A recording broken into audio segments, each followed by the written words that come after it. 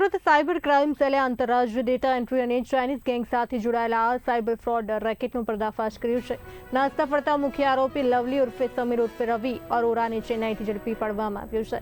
આરોપી પાસેથી મળેલા 34 બેંક એકાઉન્ટથી દેશભરમાં 113 ફરિયાદોને 33.14 કરોડથી વધુના ફ્રોડનો ખુલાસો થયો છે.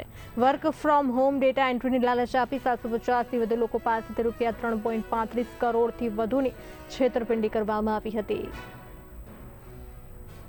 એક એફઆઈઆર ઇન્વેસ્ટમેન્ટ ફ્રોડની FIR cyber crime cell Surat ખાતે નોંધવામાં આવી હતી, જેમાં જે વિક્ટિમ છે એમની સાથે કુલ 1,52,00,000 રૂપિયાનું ઇન્વેસ્ટમેન્ટ ફ્રોડ કરવામાં આવ્યું હતું.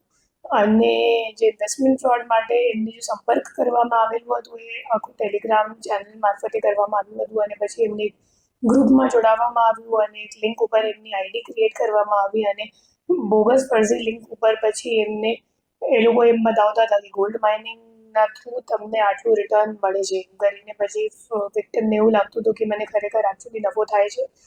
અને જ્યારે વિડ્રોવલમાં એ લોકોએ ના પાડી અથવા વધારા ચાર્જ માંગવા લાગ્યા ત્યારે વિક્ટિમને ખબર પડી કે મારી સાથે ખરેખર ફ્રોડ થઈ ગયું છે.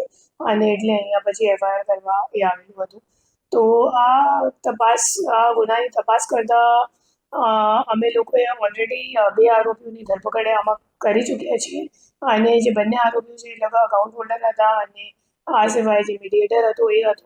તો છેલ્લે જ આરોપીની અમે લોકોએ પ્રેસ કરી હતી શોએબ કરીને, એમને મુંબઈ ખાતેથી ઝડપી પાડવામાં આવ્યું હતું. અને શોએબથી ખબર પડી કે જે મુખ્ય આરોપી છે જે એકચ્યુઅલી 15 વાર દુબઈ પણ જઈને આવી ચૂક્યો છે. અને અગાઉ પણ એ પોતે પણ અત્યારે જે આપણે આરોપીની ધરપકડ કરી છે લવલી અરોરા, એ પોતે પણ એક યુએઈમાં દુબઈમાં ફોરેક્સ ટ્રેડિંગની એક વેબસાઇટ બનાવીને ચલાવતો હતો.